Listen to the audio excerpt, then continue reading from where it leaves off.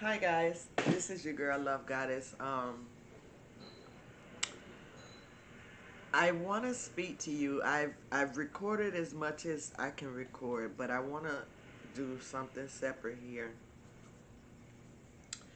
Um, I'm coming to you guys because I wanted to do like a small series about myself because I'm hoping that this video be able to help someone. Um, the video that I'm about to show you guys. It's a video about how important it is to actually have men in your life as a young girl. Um, I'm hoping that this video impacts the fathers out there. I'm hoping that this video impacts the mothers out there. I'm hoping that this video impacts as many people as possible. I'm hoping it impacts people who are not parents yet.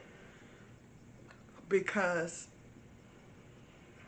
I feel like God has guided me to unleash my story to help those who may have gone through similar situations, um, in order for you to stand up to the unhealed portion of yourself. Stand up to what keeps you from truly embodying the the grace of God, are moving forward in your life, because what you are about to see is raw. It's uncut, it's raw, it's me. Um, there's gonna be some parts where I'm happy, there's gonna be some parts where I'm sad. There's gonna be, it's gonna be all over the place. But just listen to what I am saying and take in what truly speaks to you, because there's somewhere in my life I know that we are connected by this. This may be the reason why we are connected, because you may have had similar incidents happen to you in your life. Um, this video that I'm releasing is to help heal as many people as possible, to understand that it goes deeper than what we think. Our healing process, a lot of people may say, I'm healed, I released that, da da da, and not truly understand that it goes deeper than that. The healing goes deeper than that. What we don't realize as we become adults, as we say we are adults, we don't realize that um, we draw in the unhealed version of ourselves. And when I say we draw in, we are the reflection of the people that are in our life. Um, the energies that we draw into us are the same energies that are within us. And if we don't go deeper in our healing process and truly heal that inner child that has been broken and unpack that, we have to unpack it. And when we unpack that, we'll be able to live a more authentic life, because then our truth, we're able to actually stand in our truth, because whenever we have an unhealed aspect of ourselves, we tend to stand behind our truth. That unhealed aspect of ourself rises up like this. And when we speak and when we meet people, this is where we are. That unhealed person, that unhealed version of ourself is right here in the forefront. And they're unhealed, so they're in their ego. And so they don't know who to trust. They don't know who to be. They don't know which way to go in life because it is blocking. It is blocking your truth. It is blocking your true, authentic self.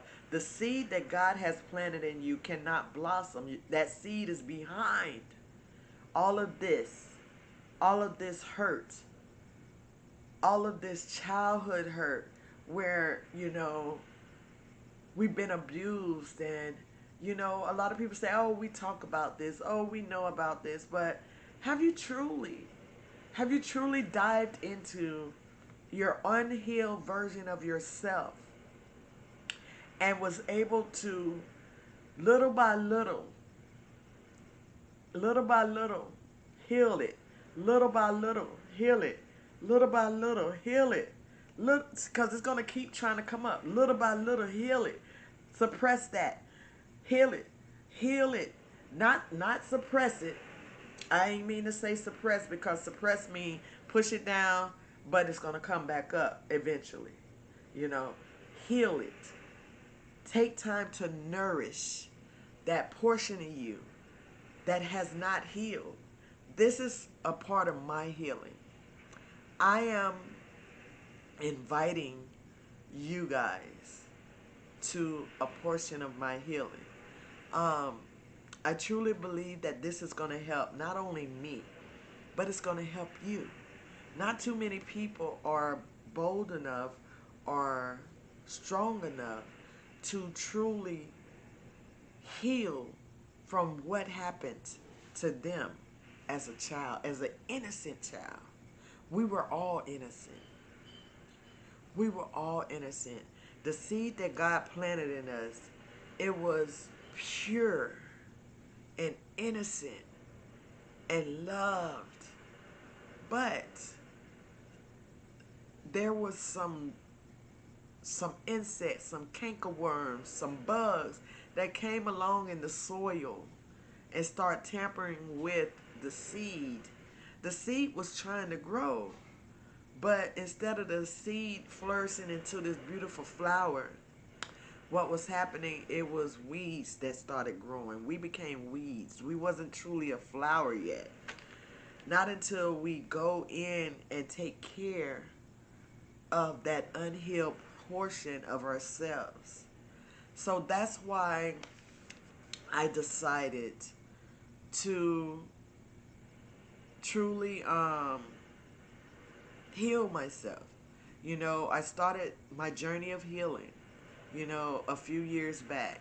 I started my journey of healing, and last year was, it was a lot of tests. It was a lot going on.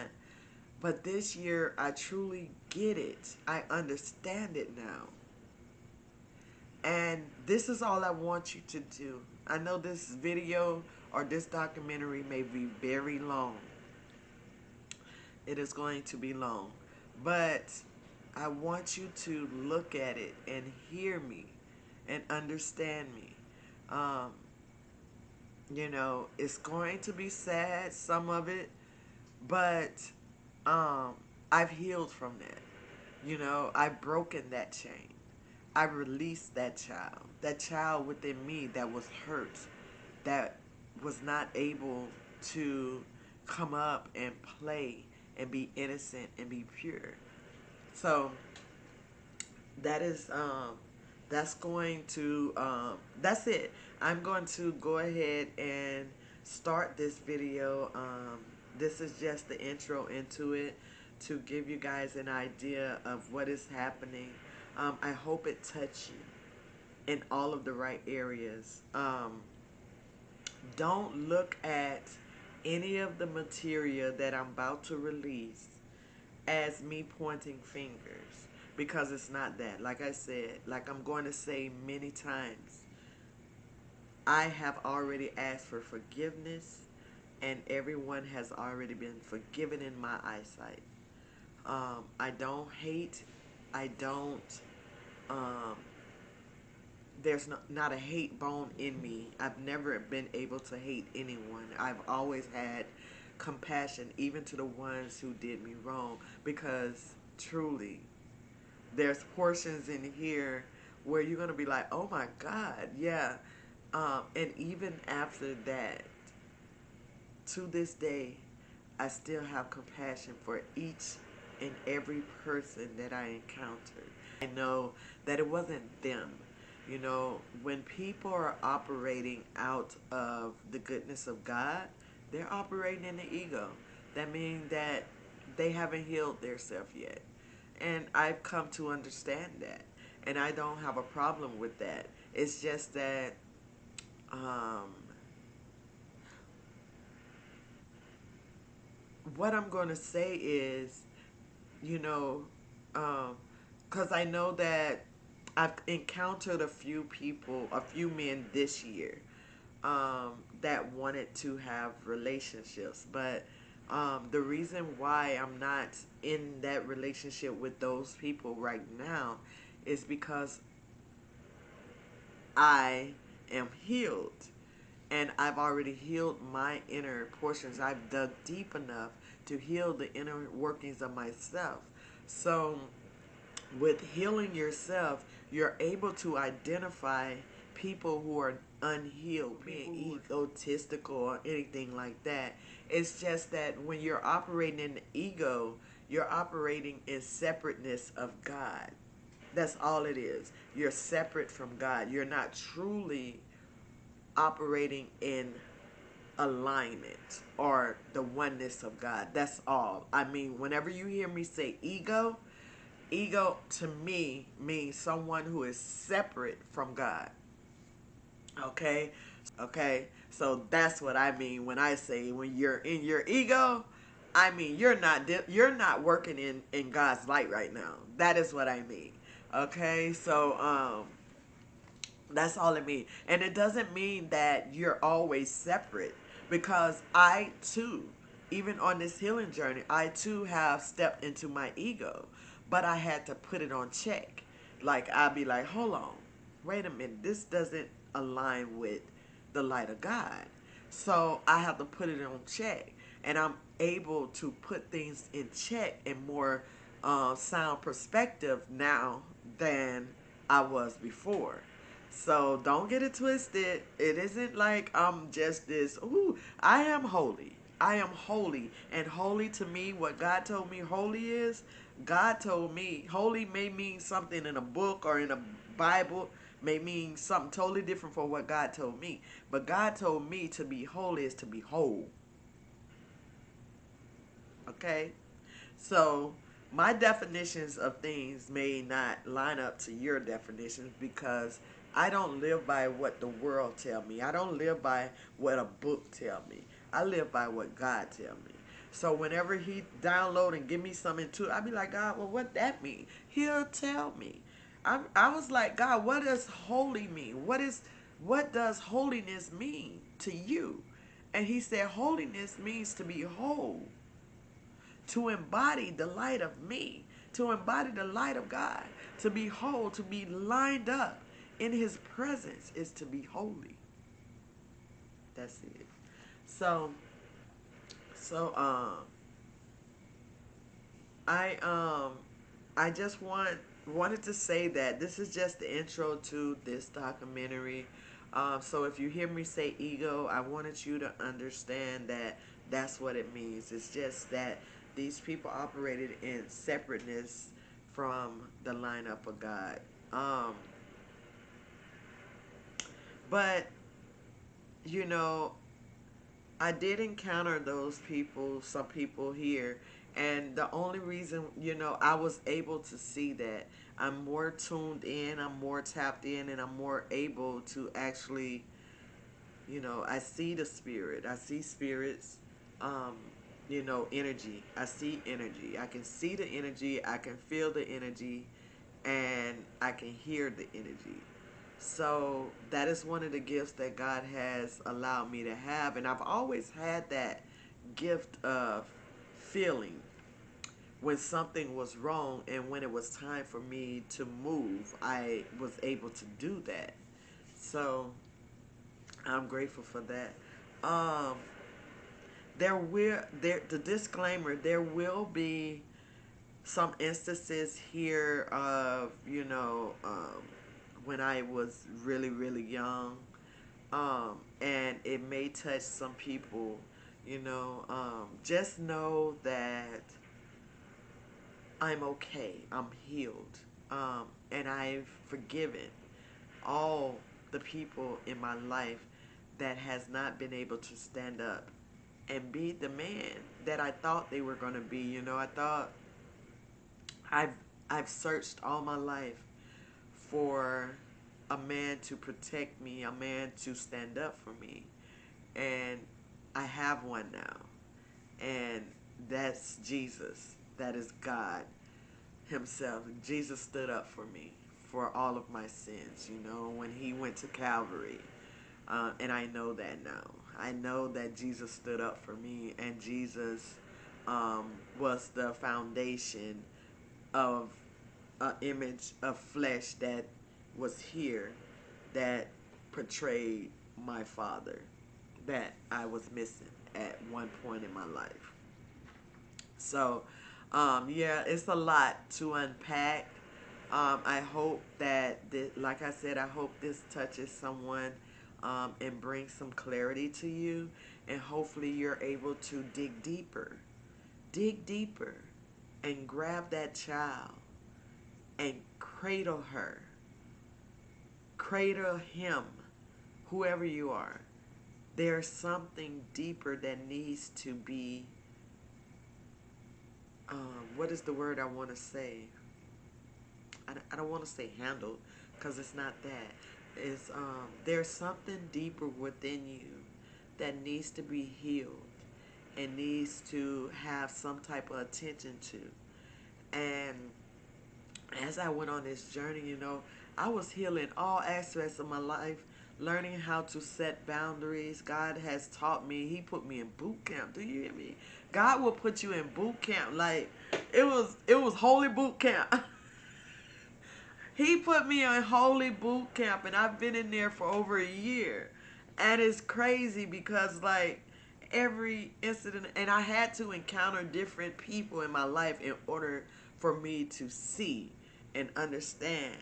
And I didn't know what was happening. All I know is I was listening and paying attention to God. I had my focus. I had on my focus glasses, like, okay, I'm learning now. I'm in school. Yes. Okay, God. What's next? Okay, but I like him. I like him, God. That's what I was saying. Like, I was encountering people, men in my life, and I was like, ooh, this the one. This the one, God. He's in the church. He's doing this, God. Yes, this the one. Oh. Now, as we go along, God reveals he's not ready yet. You must leave. I gotta leave. And I would literally have to pack up all my feelings that I have. Like, pack up my luggage. I've been on talk to these people for months and really gained a relationship with them. And I have to pack up all my feelings and tell these people this is not going to work and walk away. And that's it. And after that, I can't do anything else, because now it wasn't for me to do. Now it's time for God to work in their life. So when God tell me to move out of certain people's lives, it wasn't for me to understand at the moment why I had to go. But God told me, and he revealed it to me, and he said, you must leave now, my child. And I would literally have to pack all my feelings up and walk away. And when I walked away, God started dealing with them in their life. Um, so, the battles is not mine. I'm already battling my own inner demons and my own inner shadows of self. And at that time, I was still battling my own inner self. And till now, this is the last run. I have to be okay, and I have to truly, truly heal my innocence. And my innocence is what's healing me right now. So I'm releasing this video in order to help someone else heal their own inner innocence, their youth. All right, so I'm going to end it here. I hope you enjoy the video. Hey guys, this your girl Love Goddess. I am here once again. I'm kind of doing like, I don't even know what I'm doing. I'm just doing what God told me to do. I believe that this message is going to be able to help someone out there in Love Nation, as well as myself. This is truly a form of healing. This is a form of healing.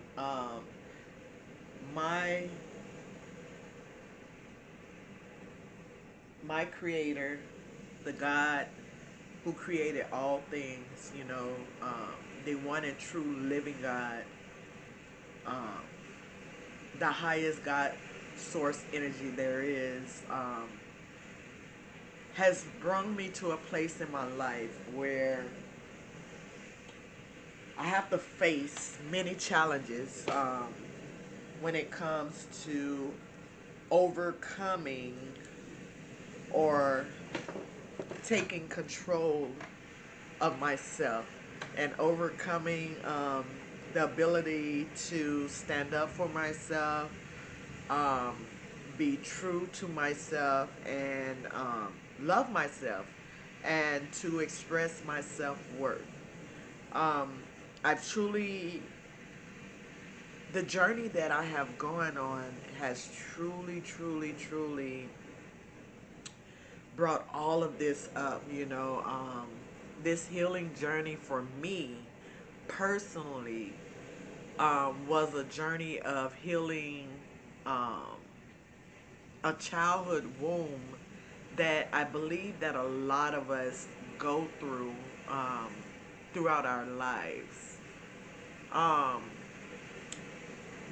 my upbringing, I dealt with child abuse, and that is physically, that is mentally, and definitely spiritually. There was a lot of child abuse. There was a lot of neglect as a child. Don't get me wrong, my grandmother raised me, but my grandmother did the best she knew how, when it came to raising me. My mother and my father did the best they knew how when it came to raising me, or having some part in my upbringing. I don't want to say raising, because we don't get raised. Only cattle get raised. So, partaking in my upbringing, there was my mother, who was off and on, my grandmother, who was significant in my life, and then my father, who I saw twice in my childhood. Actually, once. I was 18 the second time I seen him. Also, do not get me wrong. I want a disclaimer. I'm going to do a disclaimer right now. Um, I've already asked, I've already forgiven my father and my mother. Um, and everyone who I'm speaking of, I've already forgiven them. I've spoken to them and forgiven them, and I've asked for my own forgiveness in how I reacted to the way that they, may have encountered me, because we all was not healed at the time. So I never pointed, I'm not pointing any fingers. This is my disclaimer. I'm not pointing any fingers to no one, to not my father, not my mother. My grandmother, not any of the people who I encountered as a kid. I am not pointing any fingers because I am now healed, knowing that it's not you, it's the spirit that is within you, or the unhealed version of you that caused all of this hurt and pain that, within my own childhood. For any of this, because they did the best they knew how in instance of not being fully healed. I raised my kids when I was unhealed as well. Not even raised. I partake in the upbringing of my children in my unhealed version of self. I am now healed, but I was unhealed during the time that my kids were, um, you know, coming along as children. But I did make sure that I apologized to them once I found myself and I healed portions of my life. I was called by God to stand forth in front of my kids and ask for forgiveness, um, and to forgive any instance when it came to how, they reacted to the way that I only knew how to raise them at the time, unhealed. So about 90% of humanity upbringing, as a child, is done with at least one or both unhealed versions of their parents, because there is some form why the world and the economy itself is where it is today, because there are so many people that are not healed. We are living in this reality, in this 3D reality, but we haven't truly healed ourselves down to the core, to where we're able to really walk in the presence of the divine himself. I don't want to get too far ahead of myself, but that is what this is about. This I don't know if it's a documentary of me, or I don't want to call it a documentary, but it's a confession, I want to say. It's like a confession, or it's some type of counseling, healing session, where, anytime you have any kind of wounding within yourself, it's always good to go to a counselor and talk about it and explain it, and allow someone to kind of guide you within that counseling session. So I'm not going to go pay any money for any counseling when I have the counselor himself, which is God. God is my counselor. And my God has already told me that I need to make sure, I need to be able to talk freely about this. I've talked to my mom about it. I've talked to my daughters about this, about my life and what happened with me. But I've never opened up to the world about what happened to me. And I believe that this is another form of me completely healing this portion of my life in order for me to move forward, because I truly move on God. I truly move on the Spirit of God, His energy. When He intuitively brings something forward for me to evaluate, I act on it. Um, I'm going to explain that part at the end, but I want to talk about what happened to me. What happened to Love Goddess in her upbringing I want to let you guys in on my life, okay?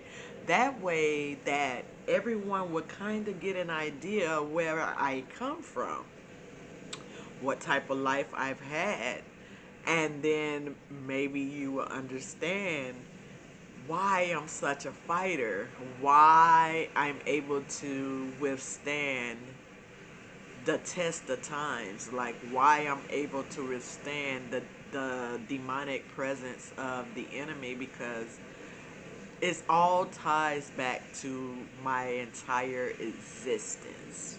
Okay? It all ties back to my entire existence. Um, I may cry, I may get emotional, but I'm okay.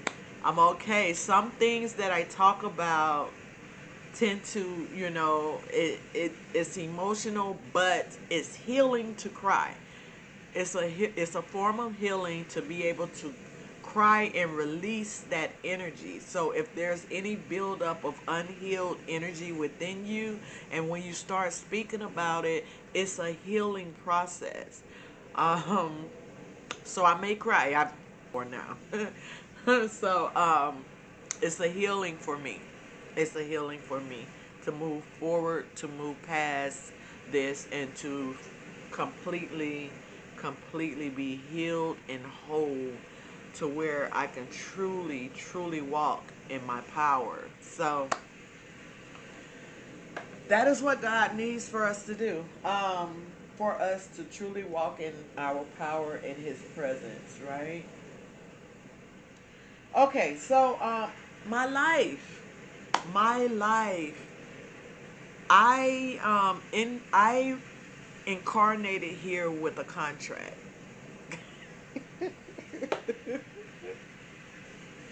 I did.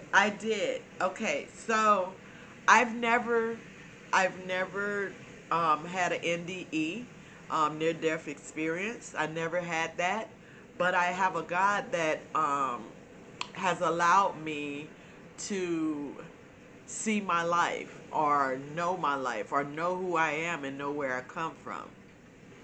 I have a God who has allowed my intuition to heighten, and has allowed me to actually see, hear, and feel Him, right? So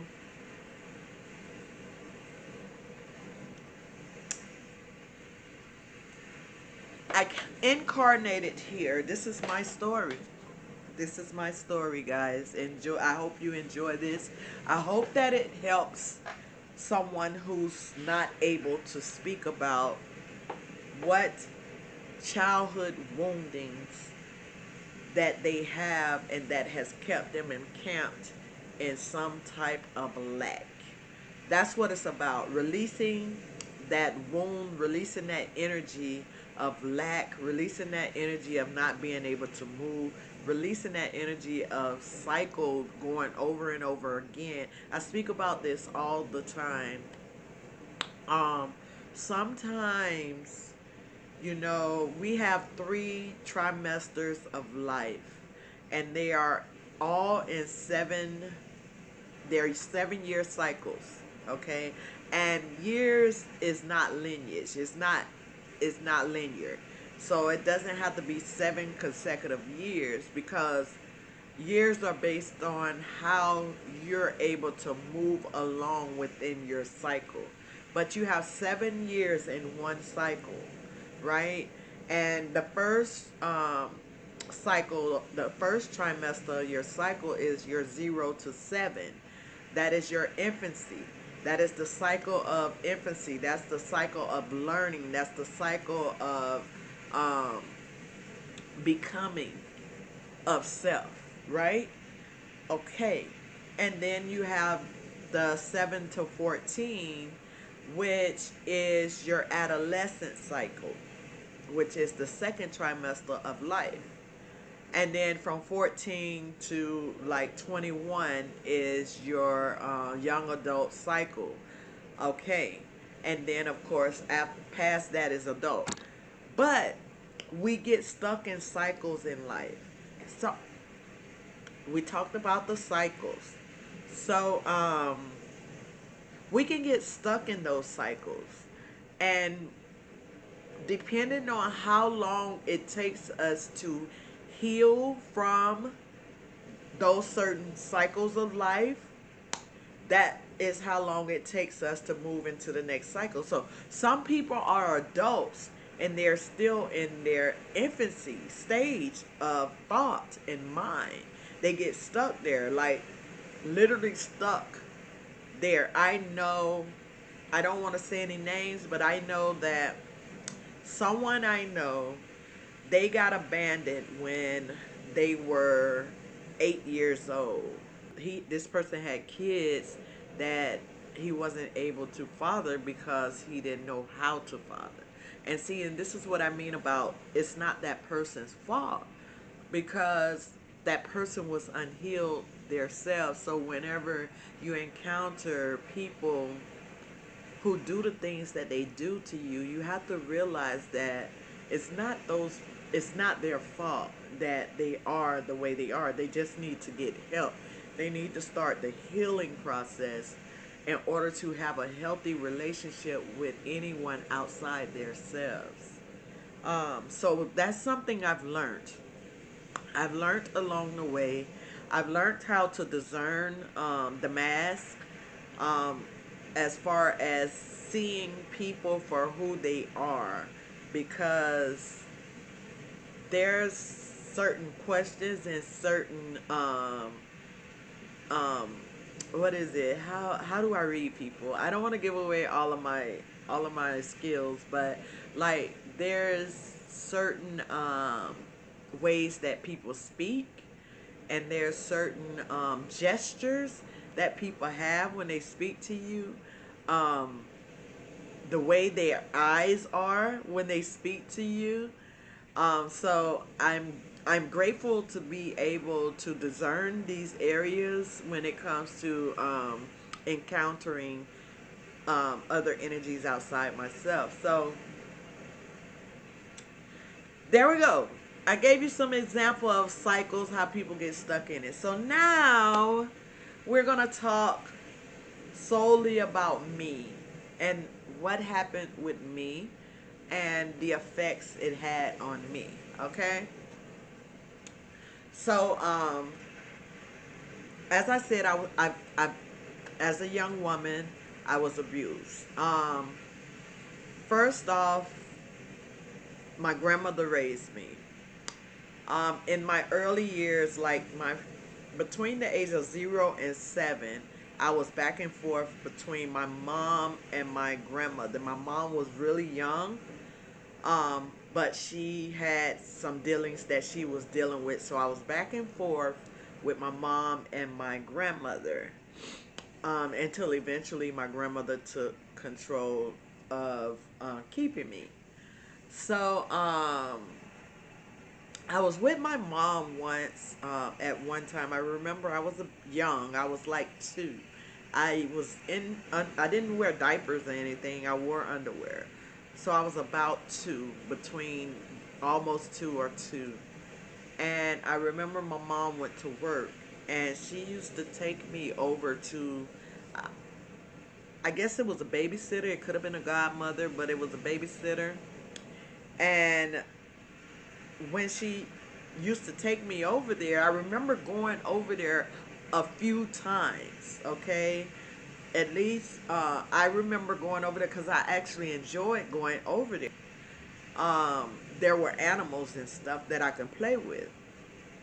And so I think they had like a hamster, and then they had like a puppy or something. But I enjoyed going over there as a baby. And one day, the babysitter, the lady, she went to the store, and she left me at her house with her son. I'm not sure how old her son was, but I don't believe that he was like grown. I think he was like a teenager, but yet like 17 to 21 maybe. He was 17 to 21, something like that. So she was going. I remember she was going to take me with her. I remember this. Now I remember, like I said, I remember this. I remember going there because it was a joyful time for me. But I also remember what happened on this day because this was the last time I was over there. I went over there and I think she had to go to the store because I remember her coming back with groceries. And she left me with her son. And when she left me with her son, as soon as she left and was out of the yard because she had a car and she was gone, her son took my innocence. It was dreadful.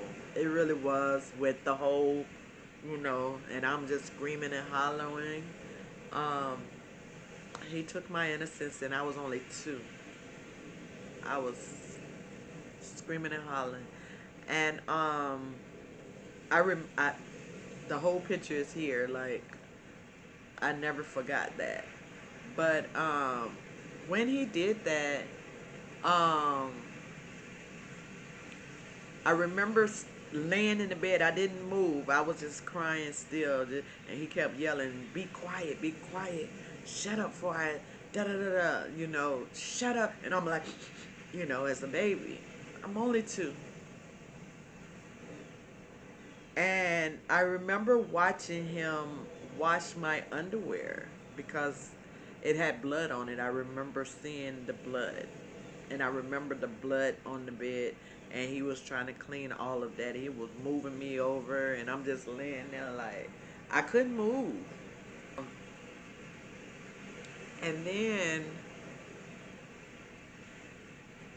he was trying to dry the stuff, and he had done took the linen off the bed and was trying to clean the blood up off the bed and the mattress and stuff. And his mom came home, and I was like on the couch, and I was like all crying like a kid, right? And she seen him, and she noticed what he was trying to do. And this lady helped. I mean, like, she was yelling, screaming, hollering, beating on him, all kind of stuff. Just like she went off on him. Like she was fighting him. How could you do this? What is wrong with you? I remember all of this. But the thing was, she helped him finish drying my underwear, putting my clothes back on, finished cleaning up her bed and stuff. And they cleaned me up, fed me, whatever they did. But I was zoned out. I was 2. Wasn't there. And I guess my mom came at me, and I couldn't speak of this. I didn't know what to say. I couldn't speak of it. And my mom came and got me, and I don't know what happened, but it feels like, I feel like, I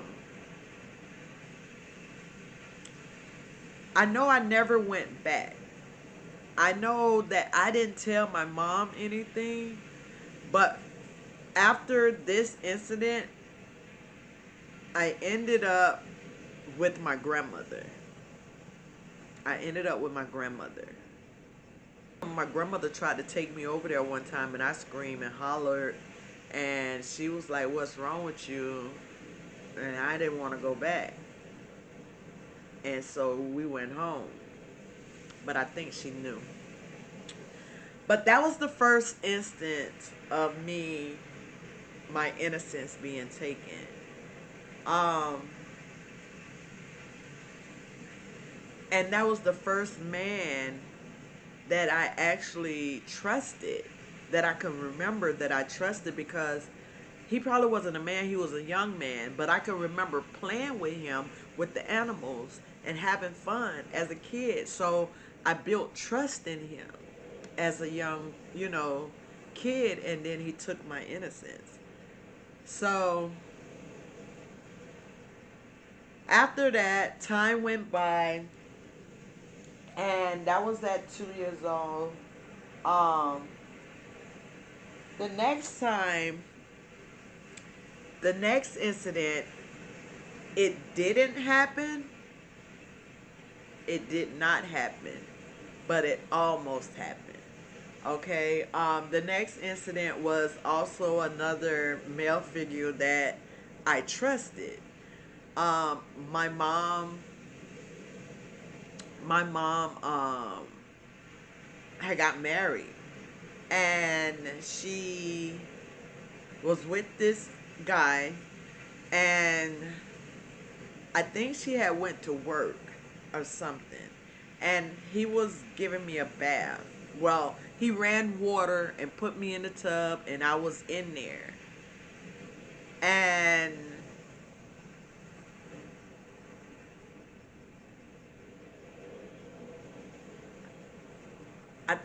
I had to be about 6 years old because I was talking and everything. So he put me in there, told me to go take a bath. He ran the water, had all my toys and stuff in there. I was at my mom's house at this time.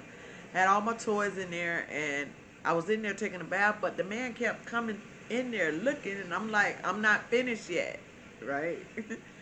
And so he came in the bathroom and he took me out the tub with a towel. And I was like, what are you doing? I was fighting. What are you doing? What are you doing? He grabbed me. He shut me up. And I was screaming, and I bit him, and I ran, and ran to the window. We was upstairs. I was finna jump out the window. And I see my mommy. I was like, I opened up the window. I said, Mommy! Just like that. And that stopped it. And he looked out the window. And he said, I was just trying to tell you I was just trying to put your clothes on you. I was just trying to help you put your clothes on. I don't know what's wrong with you. Why you biting me? I was just trying to help you. This is what he said. But he had me in my mom's room, and we had a room. He said, go in your room and put on your clothes. So I ran in the room to go put on my clothes, and I don't know if you remember those little phones. I grabbed my phone. Those little phones that had like the cord and you could pull it. I'm telling my age. And I think they were like red and white and had like a little face, and it had the little rotary numbers on it. And I was in my room putting on my clothes, and I called my grandma on that. I called my grandmother on that phone, and I told my grandma, I said, Grandma, he was trying to do something to me. Grandma, I want to come to your house, and I don't ever, ever, ever, ever, ever, ever want to come back. I remember that. I'll never forget it. And when my mom came in, I told her I wanted to go to my grandmother's house. I never told her what happened, but I did tell her I want to go to my grandmother's house and I don't want to come back. And I think that's when I literally like stopped coming to my mom. And I told my grandmother. I did tell her, and she prevented me from going over there, and told my mom if she want to see me, she have to come over here. And don't ever leave me with a man by myself ever again. Ever. So my grandmother was trying to protect me. She was. But she was trying to also allow a mother to be a mother. Um, Next event, I'm telling you, the reason I'm telling you guys all of these events is because um the devil himself has been trying to prevent me from this day. I was supposed to become who I truly am early off in my life. The reason why we go through these incidents in our life is because the devil himself do not want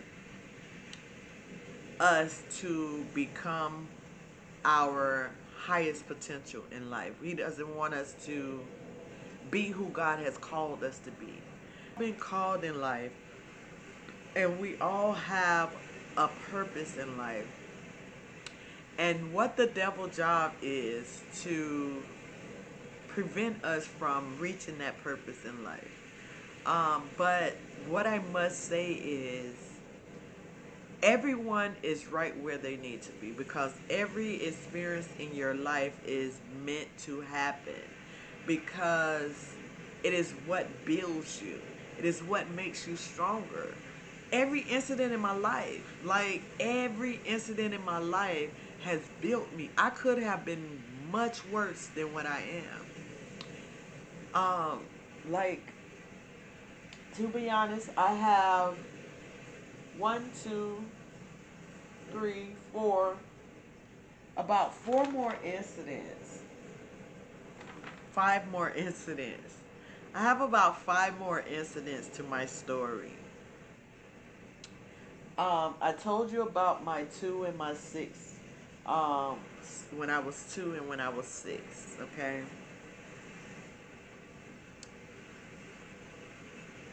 I truly believe every person, my mom's husband, the son in the first incident, I truly believe that although these people were able to harm a young girl, a little girl, a baby, you know, the one guy, I was only a baby. I was only 2 years old. But the other incident, I was 6. He never got the chance to, and he never got the chance to ever do it again anyway, either way it went. Thank God my mom was on her way home. But if I hadn't ran to the window and seen my mom and like literally bang on the window like, "Mommy," he would have did what he had to do if she wouldn't have came at that time. That was God coming in to prevent this from happening. Um, but I don't fault any of them.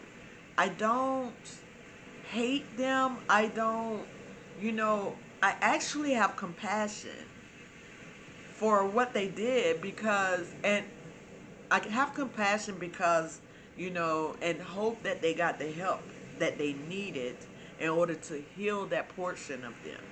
Because me right now, truly and truthfully, I am so healed from that, those incidents, to where it's like those incidents really made me stronger. You know, if I had not went through that, like the way that my life went based off of that and the encounters that I've had, yes, I've had repeated encounters, but now here, as the person I am now, that healed portion of me has made me strong enough to be able to discern, because of all of this that I went through, all of these incidents that I went through, I'm able to discern it now. So it made me stronger. I'm able to see it now for what it is, and I'm also able to move forward because, like, it truly healed me. Like, I mean, those incidents did not heal me. It's just that I truly have compassion for the people that the um, the enemy has used in all of these incidents, because anytime we are not healed, anytime we are walking in our ego, the ego itself is the spirit of the devil. Okay, it's separation from God Himself. Whenever we're walking in our ego, we are separate from the prophecy of God in our life, and that's going towards the devil's way of being. We separate ourselves. Everyone knows, not everyone doesn't know, but to be in God's presence is to be one with spirit. And to be one with spirit is to be holy. And to be holy, holy means whole as one, whole. So you would have to be healed in order to be holy. You can't be holy and still have unhealed aspects of yourself. So this is why God wanted me to come and tell my story, because I'm truly healed from these incidents of my life, and I truly have compassion for these people. You know, I'm not the one to hate. I've never been the one to hate. I've always been the one to not like people ways, the way that you carry yourself, or the type of characteristics that you have. Those type of things I don't like. Some people have bad characteristic, or some people carry themselves just horrible. So, I don't have to be around those energies. So I remove myself from any negative energy. And it's not hard for me to do that, and I'm grateful. I am so truly grateful to be able to release myself from other energies outside of me, especially if the energy is not good for my energy. Because I love my peace. I love my peace. I love to be in the presence of God. And there's nothing outside of me or God that is going to separate that. So I refuse to be in my ego, and I refuse to be, led by my ego. I am led by spirit and spirit alone. And that's truly an honor. Um, this is a part of healing.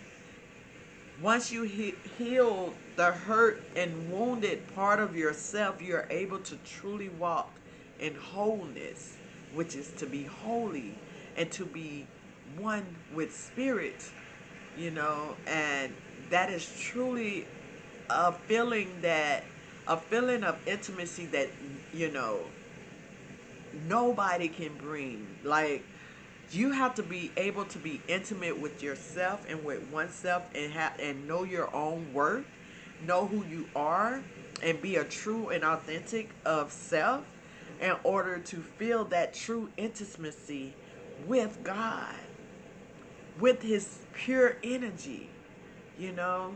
So I'm grateful that he has allowed me to heal from those incidents in my life, those experiences that truly has made me stronger and able to discern those areas of my life. I am grateful. My ears are blowing up, y'all.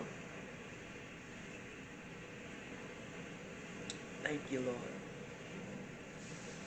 So we're going to move along to the next until this battery runs out. Oh, gosh.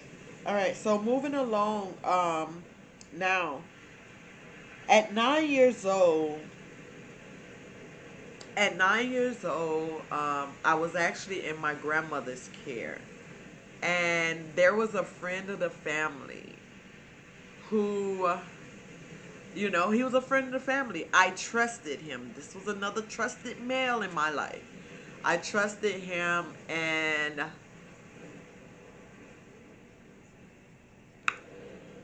he took my innocence. Like, but I was 9. I mean, no one has really taken my innocence. No one had really taken my innocence since I was 2. But, I had encounters, mishaps that almost. But this one, he was a friend of the family. I trusted him.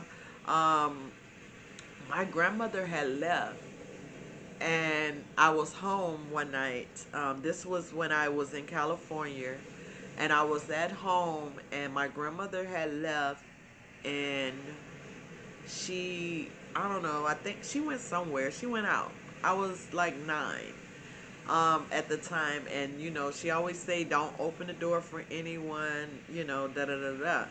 Well, this night, I don't know, the gentleman came to the house, and he was knocking on the door, and I looked out the peephole, and I seen who it was, and so I opened the door, and he was like, your grandmother, I think he knew. He knew she wasn't there. And so I thought he was just there to watch me, maybe. And so he came in and I was doing everything. I was already in my night clothes. And he came in and my grandmother wasn't here. He locked the door and I was in the living room watching TV and on the couch, and this man took my innocence. He took my innocence. It was horrible. I tried to fight back. It was horrible. But afterwards he left, and when he left, I kind of just took a shower again, went in the room and went to bed, and like nothing happened. I didn't say anything. I didn't say anything. And one day, later on, one day, me and my grandmother was home, and I was around or whatever. I was in my room playing around, whatever the case may be. And this guy came over. The friend of the family came over, and I happened to be coming out of the kitchen with some water, and he came in and he was speaking, and I didn't speak to him. I just went in my room. I went in my room, and then I was just in my room, and to be honest, I was just sitting there on my bed, just sitting on my bed, had my water on my counter, because I had two beds in my room. You know how you had the twin beds? I had twin beds in my room, and I had like a dresser in the middle of it. Well, I had like a nightstand or something in the middle of it. My dresser was actually in my closet. But I was sitting on my bed and I was just sitting there listening to them. Listen to the adults. As kids, they tell us not to stay out of grown folks' business, stay out of grown folks' talk, whatever. They was just talking. I hadn't even drunk my water. I was just sitting there and I was kind of upset he was there. But I never told my grandmother. So um, she finally called me in the kitchen to get my food. And they were sitting on the couch looking at TV. And I went in there to get my food and I sat at the kitchen table. And I ate my food and I was quiet. I wasn't talking. They were talking and he was talking. They were laughing and stuff. And I didn't say much. I just kind of was quiet. I wouldn't say nothing. I was eating my food. And then when I was done, I just put my plate up, washed my plate, put it up, and then I walked in my room and didn't say nothing. And I shut my door, and that was that, right? And so they continued talking, whatever. So after this man left, my grandmother called me in the living room. She was like, "Is you up?" I said, "Yeah." She said, "Come here." I said, "Oh Lord, what she want?" That's what I was thinking. Like I was laying down in the bed, but I was up. And so she called me and she said, "You were kind of rude. Is there a reason for you acting the way you're acting?" I was like, "No." She said, "Why didn't you speak to Mr. So-and-so?" I said, "Because I don't want to talk to him."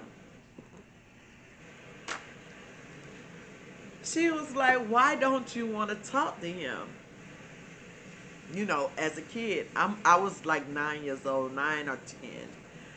I just shrugged my shoulder like I don't want to talk to him. And at that instant, the way I was acting, and I believe my remember I said I'm discerning now where I can listen to someone's voice, I can look someone in their eye, and then I can look at your posture, the way you're moving, and I could discern if you're lying or if you're telling the truth, right? This is what my grandmother did. She did this to me. She did the same thing to me because the way, I don't know. I don't want to talk to him. You know, this is how I was acting. So she knew. She said, no, no, no, no, no, no, no, baby, something wrong. Yeah, something wrong. You're not telling me something. My grandmother knew. She was very intuitive. My grandmother actually was a psychic. For those who want to know, she was a psychic. Um, she did readings, and she didn't do like home readings. People called her, and she did readings through the phone for people. So, um, so she was like, no, baby, nope, no. So after that, I was like, she was like, something ain't right. I said, Grandma, I said, I don't want it because I was told that I was gonna get hurt, you was gonna get hurt. I don't want nothing to happen to you.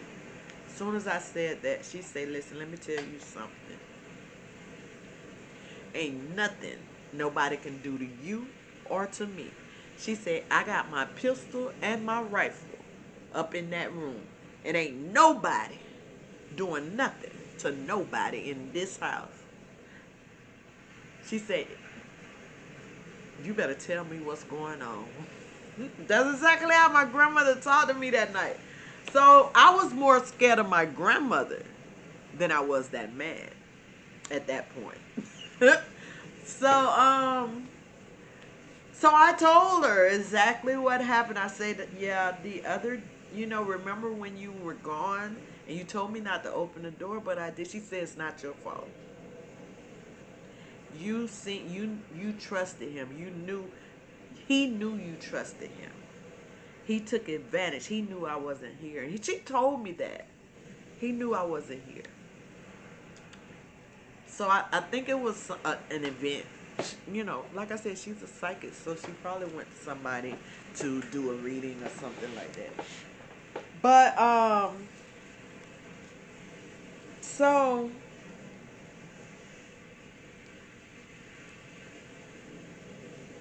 after that, after that, after that, my grandmother called my uncle, my maternal uncle, her son, my uncle, my mom's brother at the time. He had moved down there like a year prior, but he was staying with a girl, so he wasn't really staying with us. And I hardly seen him, because he was a woman's man. He found a new family or whatever. So she called my uncle, and the next day my uncle came over, and they were talking or whatnot, and he hugged me, and he was like, don't you ever not tell us when somebody does anything to you. He told me, he said, I'm here. I'm your uncle, and I'm here to, defend you, to protect you. You know, um, you don't have to give in to nobody. You call me, and I'm here. And that's what it told me.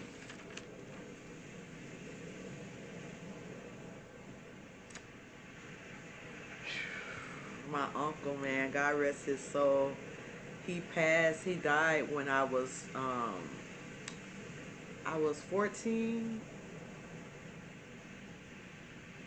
I was 14 when he passed away. Um, Let me see. Let me think.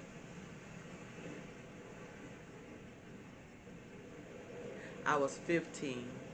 I was 14 going on 15. I was turning 15 that summer. Um, because we left that summer. But he had passed away before. He passed away, I think, like in the winter time. He passed away in the winter when I was 14. So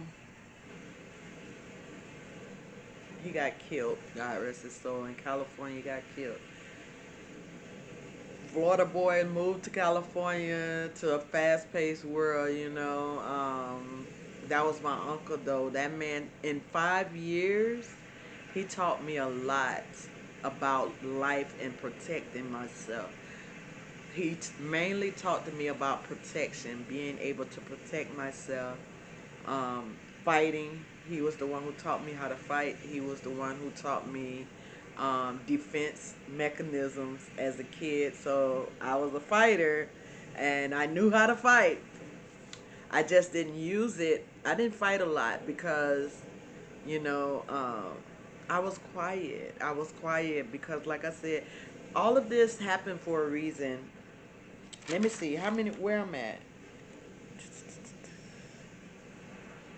Okay, family or friend, 9. Let me do 10 years old and then I'll stop and talk about how this has shaped me.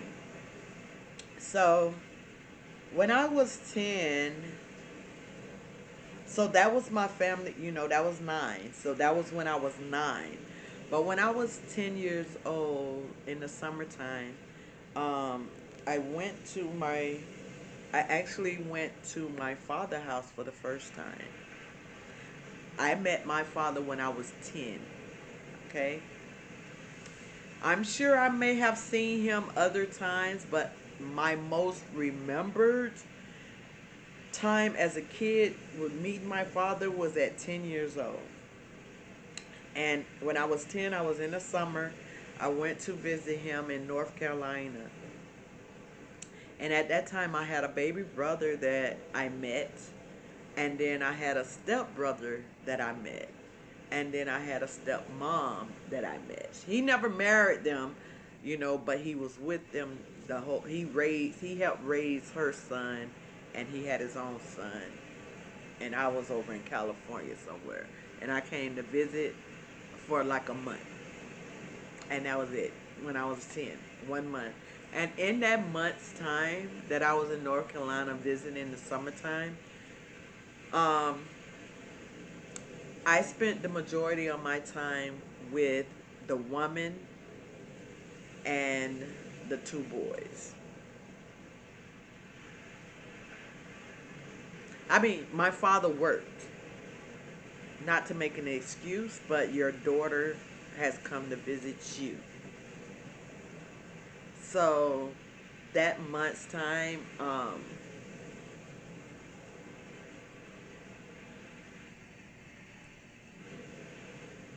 that did something to me, and he may not. Well, he knows now. He know now because I've already, like, we've talked about this. Me and my father have talked about it. I told him I forgive him, and I asked him to forgive me because I did become a little bit of rebellious because of his absence in my life. So I became really rebellious towards him because I felt as though, you know, I met him at 10, and then it was one other time in my life that I seen him, and after that, I was grown. I was an adult with 4 children the next time I seen him. But yeah, so I went there, and the lady was the one who took me and the boys places. My father was never there. My father would go to work and come home, and then I'll try to talk to him, like go in the room to talk to him or whatever, and he would send me back in the room. He would send me back in the room with the boys. All right, guys, my battery died, so I already knew that this was going to be a lot of different in and out on this documentary or clip it about me, about self-healing, about what I went through as, when it pertains to me. So, we were talking about when I went to visit my father at 10, my first visit with my father. And we also were talking about the friend of the family at 9. And we're going to talk about my visit with my father when I was 18. When I was 18 years old, I had my first child that I had at 16, well 17. I got pregnant at 16, had her at 17. And we're going to talk about how, I was at a bad time of my life. I was going to go stay with my grandmother, but I decided to go to my father because he asked me to come. So I came. I was 18 years old. He sent for me and my daughter. And we went there. He picked us up and from the airport, and we moved there. And he talked to me about, oh, okay, I was 18 now, and I was 18 with the baby. This was the second time I encountered my father, and so I was 18 with the baby, and um, his promises was this: I'm going to help you get a place. I'm going to help you get some assistance where you can take care of your daughter. And I'm going to help you find a job, being that he had the transportation. And then my battery wasn't fully charged. But, yeah, so that's what we were talking about. Like,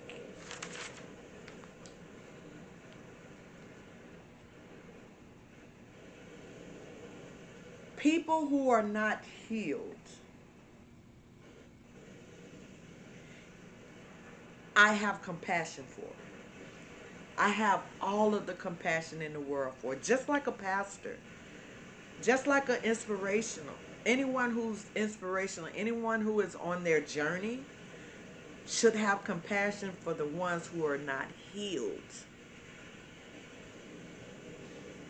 Because any decision that they decide to choose is solely based off of a unhealed choice. You understand? We make choices based off of what do I want to say? Based off of survival, right? We're trying to survive. People are trying to survive the best way they know how to survive. And so survival says that I have to put my head in the game and I have to work for what I want. That's what survival says. Work. And 65 I retire. 60 I retire. But I work. Work so hard so I have no time for my family. I have no time for, you know, I really don't have that much money because if I really want money, I have to work overtime. And every time I work overtime, my back hurts, my legs hurt. That's working to survive.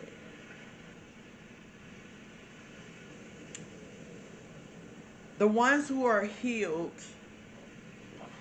and are guided by the Most High God towards their purpose or towards their plan in life, towards the prophecy of their life, they don't work to survive anymore. They work to heal. They work to heal, and the healing process, while healing themselves, they tend to heal others. And much healing brings much reward, right? So the more we heal ourselves, and the more we're connected to divine, and the more we're aligned with God, the more the universe will release the blessings for us. That's the number one key to living a life of purpose and living a life of healed and living a life of desires and Usually the desires of your heart is to serve others, serve others. I am not here to make a dollar. I am not. I am here to heal my inner being and to serve the Most High God and to serve you guys, help you guys to understand what it takes to truly connect and truly heal from all of the aspects of yourself, what made you who you are today. And then from that point on, find a way to create the true and authentic you. Awaken that. Awaken that. Removing and peeling off all the layers of the brokenness or the unhealed aspect of self, only to release your soul who wants to be released. In order for your soul to truly take the lead in your life. Your soul is God's energy. Your soul is God. That's your connection to God. And once you release your soul and release all that unhealedness and heal yourself, you're able to allow the soul to rise up and take the wheel and take the lead in your life instead of your ego. The ego is unhealed self, you know. So now, where did we leave off? We left off at 18. So I was 18. I was 18 and I left my father. I had to talk about that, about the unhealed aspect, because I don't want anyone to point fingers um, towards him. I'm not pointing any fingers. I've already forgiven him and he's already forgiven me. I don't want to point any fingers towards my father because those were unhealed aspects of my father, you know. And everything that encounters was the trick of the devil himself. It was not my father. It was not my father. It was the trick of the enemy. And every aspect of me at that time was also the trick of the enemy. To at 18, under 21, drinking, you know, my father brought the alcohol, so it was like I did it. I was drinking. You know, back then I was an alcoholic at 18 years old. You know, it was a vice. It was a vice for me. Just, you know, I don't even want to point fingers to why it was a vice, but, you know, grow up and have every man in my life literally no type of protection, no type of nothing, you know, no one was there to show me the way as a young woman. I was supposed to be in college somewhere. That was the plan too. I was supposed to go to school and everything. I was supposed to start college because I already had my degree, you know, high school diploma. So I was going to go to college and all, you know, but that didn't work out. I didn't actually go back to college until I got married. So now, moving along. My next encounter of another man who was supposed to protect me, um, or supposed to stand up for me, and it didn't happen, was someone I trusted. I was 24 years old. This was someone I trusted. This person, I actually moved with this person because this person came at a time in my life. It was a guy. Came at a time in my life when, you know, I was down and out. I was sleeping in sleeping from here to there in different homes, and it had got so bad, so I was sleeping in abandoned apartments. Um, with me and my, at that time I had two kids. Yeah, I had two kids at the time. Um, and this person took me and said, "Hey," um, we started talking, and as boyfriend girlfriend, and he was like, "Well, we can go to my state, my home state, and we can start over. We can move out of Florida, and we can start over in my home state, right?" So I was like, "Okay, well, I got my two kids. Is it gonna be fine? We're gonna be okay to get a jump start, and then I start working and such that." And he was like, "Yeah, sure, it's gonna be fine." So we did that. We did that. I was with this guy for about 3 years. Um, we moved to his state, and we moved to his state, and then we was dating. You know, we were staying with his family there. We stayed with his family for a little while. I had got a job. One thing. Anywho, so make a long story short, like a couple of years down the line with dating, um, couple of years down the line dating, there was an incident where we by that time we had our own place. This was actually our second house, because we had one house and then we moved in another. This was our second house, because the first house, no, this was our first house. This was our first house. Okay. So this was the first house. And was this the first house?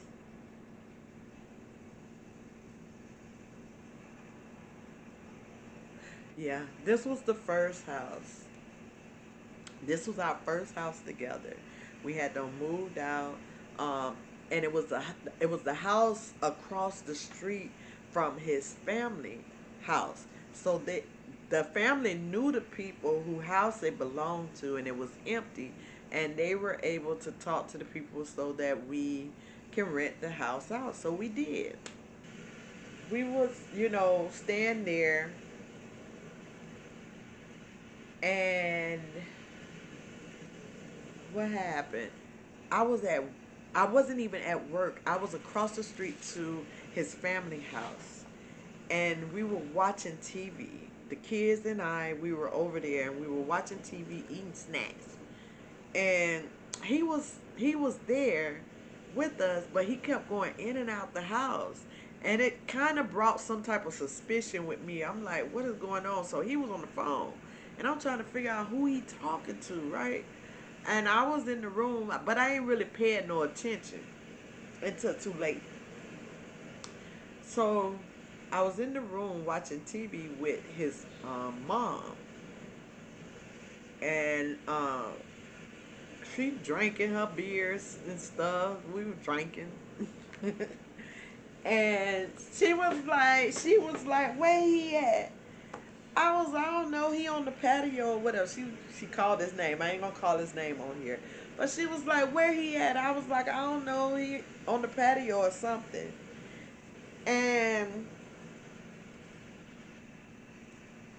he ain't on no patio. She got up. He ain't on no patio.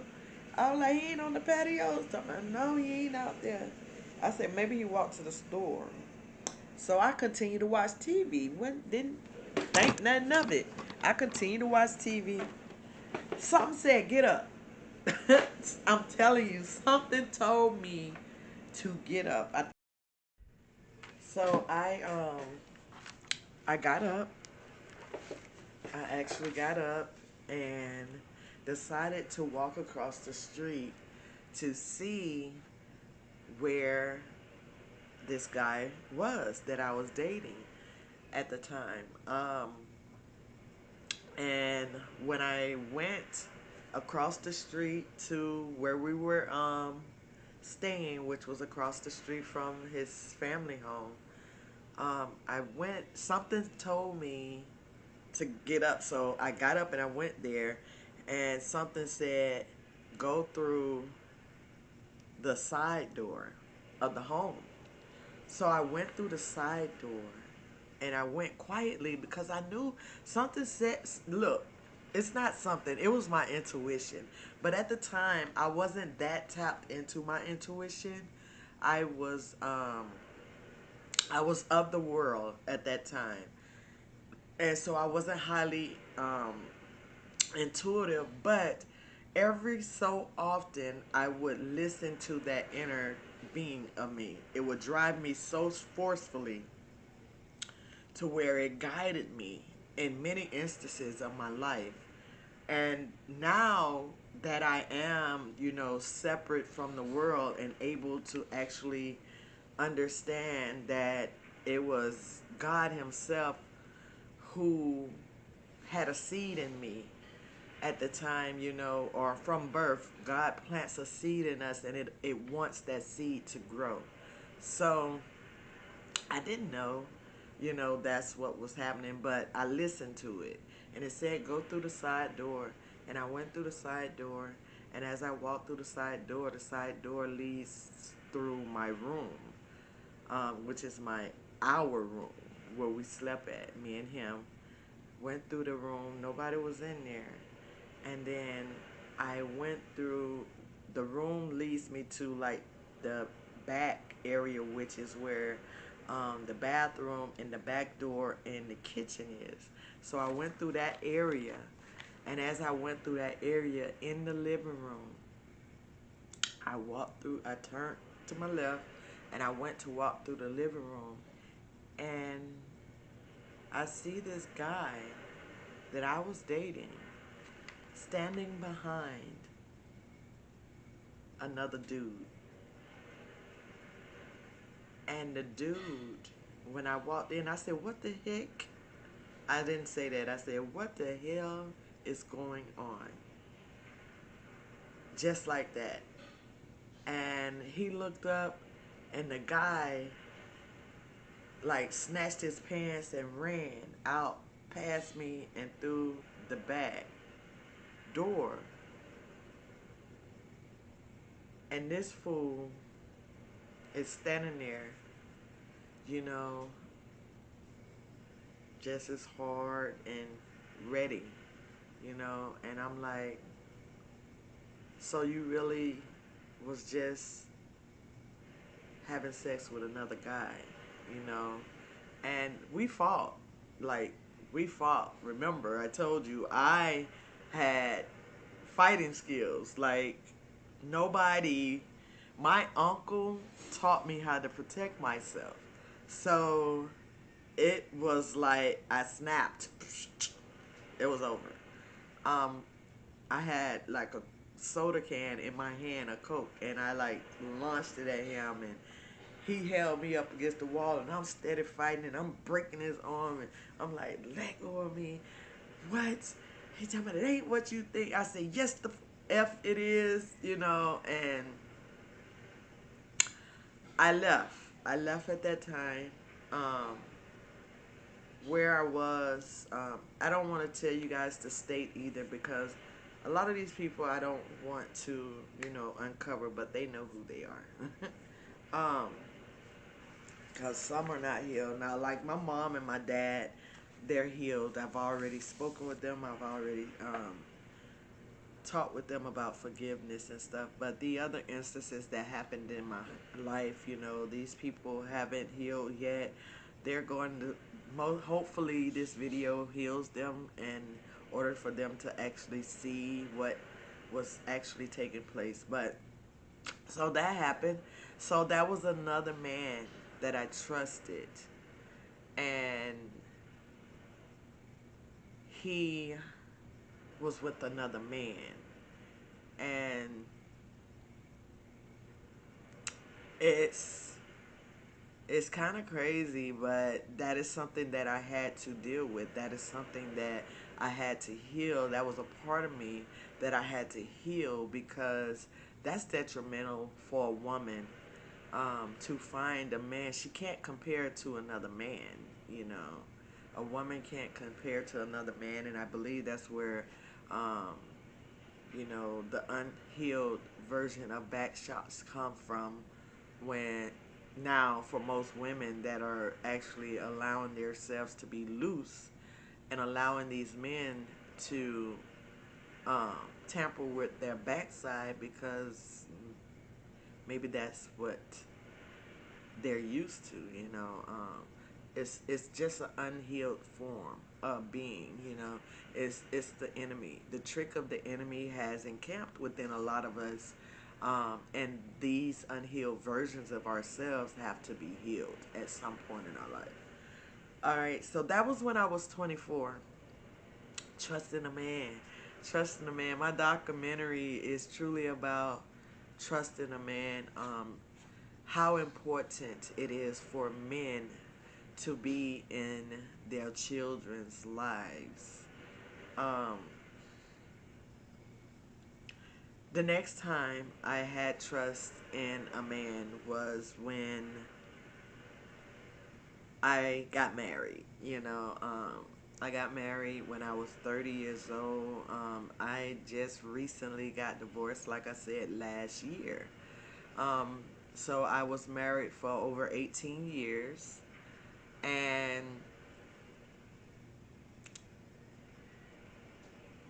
well, not quite 18 years, but you do the math. I'm quite sure you're doing the math. I was actually, I think I was 30. I was about 29, actually, when I got married. But, yeah, I was 29. I was in my 20s when I got married, because I had my son when I was 30. But, um, I got married when I was 29. I had my son when I was 30. But I got married. This was a man that I trusted, I truly trusted him. He, I thought, had all the aspects that I inquired of a man. He was a very hard-working man. He took care of his family, um, everything. The only thing, what led us to a divorce was,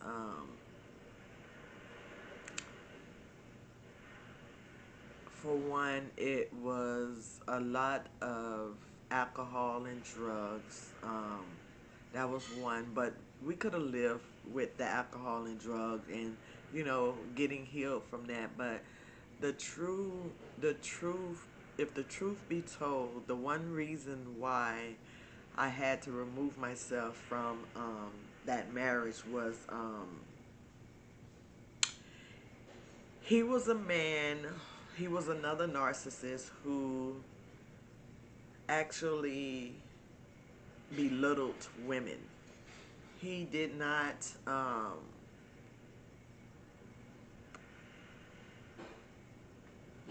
well, this is what he did. When he drank, when he, alcohol, whatever the case may be, he would cheat in a marriage. He would cheat. He would um, belittle me. He told me that I'm nothing without him. He told me that I would never be able to make more money than him. I would never be able to take care of myself. He told me that I would never amount to anything. Nobody would ever want you. These are the things I heard inside my marriage. This was a guy that I married, and he talked about me to my church members.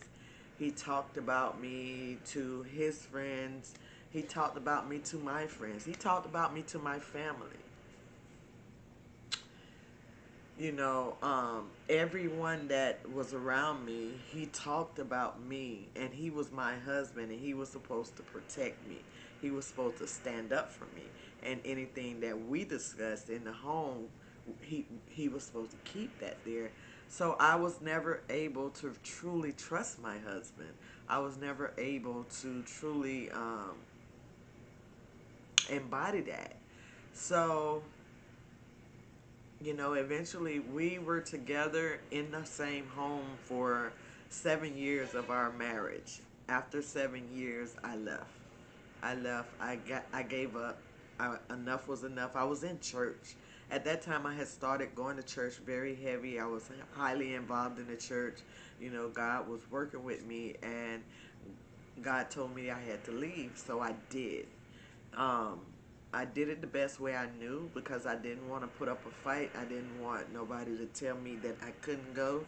So I I found a way out. I saved money and I purchased another property, and I purchased a U-Haul, and he went to work one day, and me and the kids packed up and we moved into a 2-bedroom house, and I had 4 kids and one grandchild at the time. Is it one grandchild? No, I had 4 kids and 2 grandkids at the time because my girls were big. They were older. So we were living in a 5-bedroom home. We were living in a 5-bedroom home. We had upstairs and downstairs, and I left that.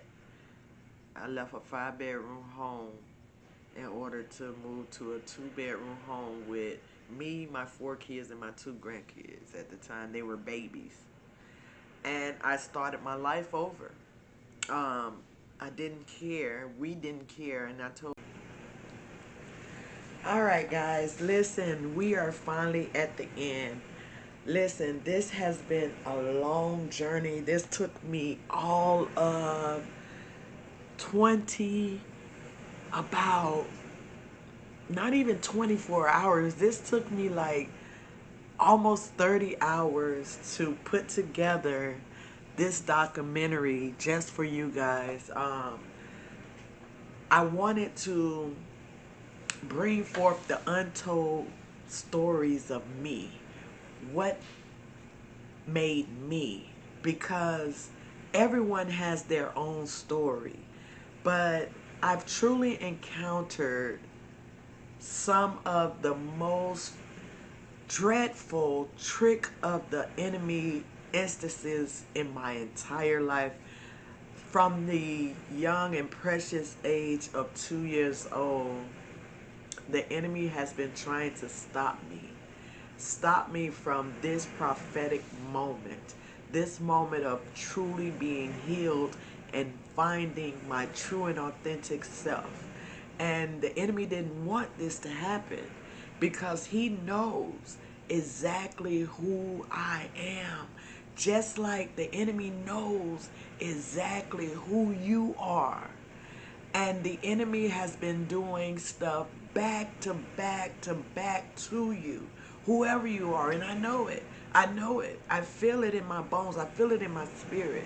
That is why I've been drawn to give this untold story of me, or this documentary about my life, because everyone has a story. But are we bold enough, or are we healed enough to release our story so that our story can help someone else? And that is what this is about.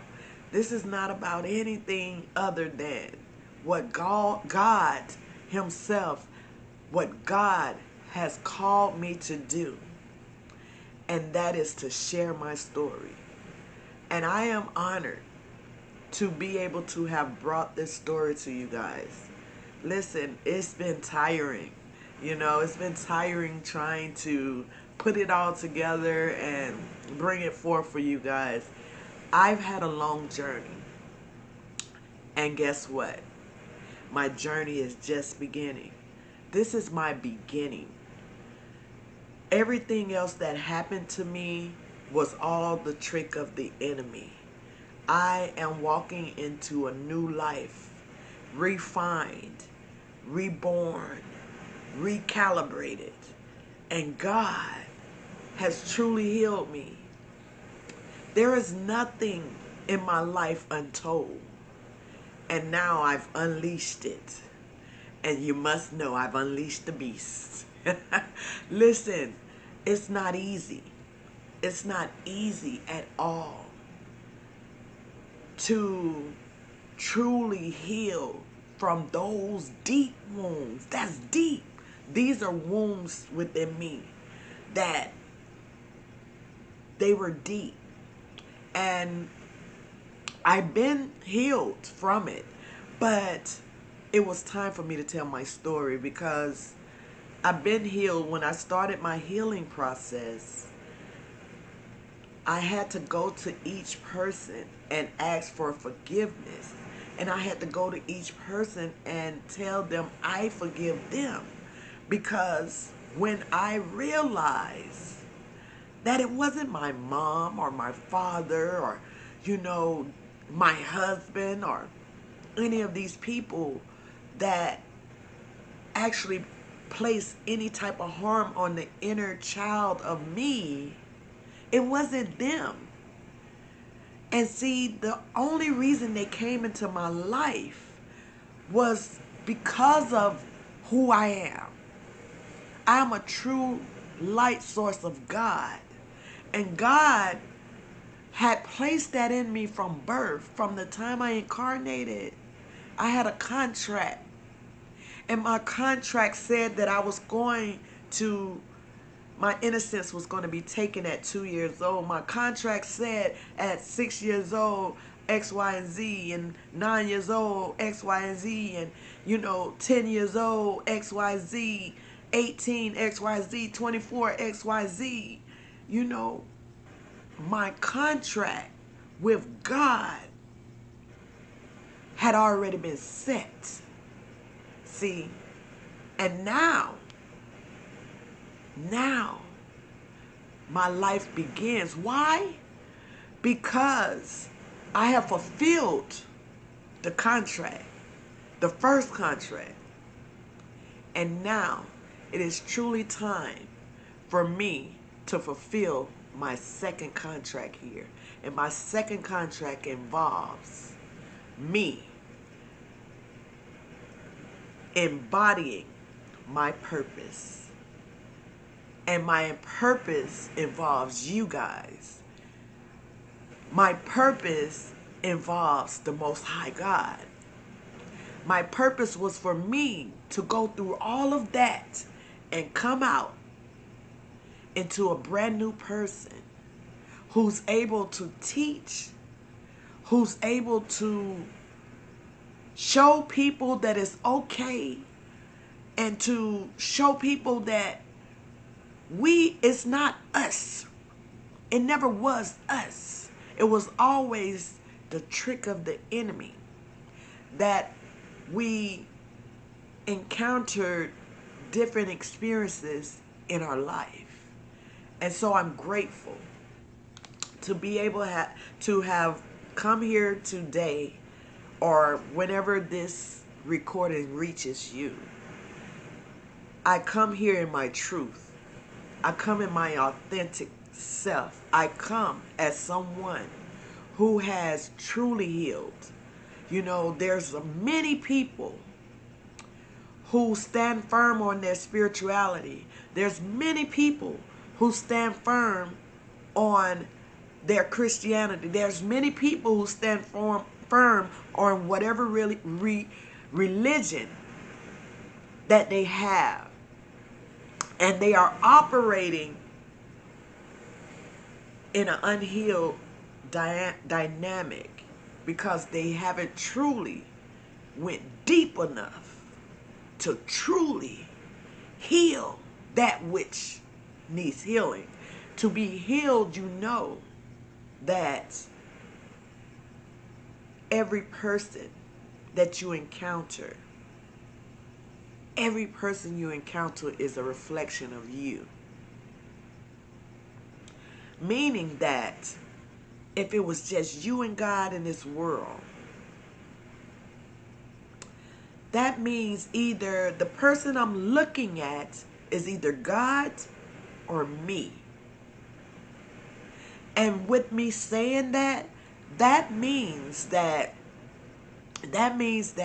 I have to treat everyone as if they were God or myself. And I treat God with the utmost, you know, authority. And I also treat myself with the utmost authority. So that means that everybody that I come in contact with will be treated with the utmost authority. I am going to end that. I am so honored to be able to share my untold story. And I hope that it's able to help someone, because that is the main purpose of this story. This is your girl, Love Goddess. I am truly who God has called me to be. Please take care of yourself. Be blessed, because God loves you in spite of what you went through. God loves you. Listen, take care of yourself until next time. Please take care of yourself. Tap in as deep as you can go and heal that inner child. It wants to be healed. This your girl, Love Goddess. Peace, love, and light. Mwah.